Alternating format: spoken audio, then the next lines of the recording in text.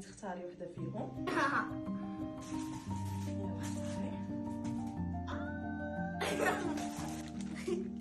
اليوم صايبنا تاكو زوين ولدي صايبنا انا وماما.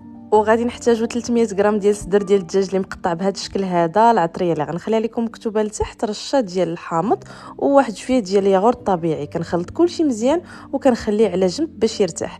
من بعد كناخذ البطاطا ديالي اللي كنقطع على شكل فريت وكندير لها شويه ديال الملحه، شويه ديال البزار وشويه ديال الاعشاب المنسمه اولا الربيع، وطبعا زويته بلديه. نخلطها مزيان مزيان وندخلها للفران باش طيب. في مقيله كندير زويته بلديه، الدجاج اللي ديجا شرملته كنشحرو مزيان حتى كيطيب. كنزيد له شويه ديال لا كريم فريش، شويه ديال المرصويات ديال الفرماج وكنخليهم حتى كيذوبوا.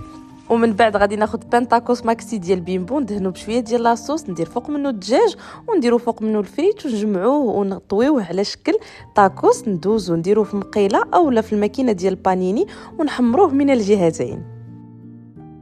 بسم الله.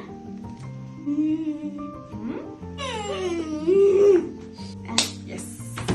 دابا غنقولوا ليهم بصحة وراحة.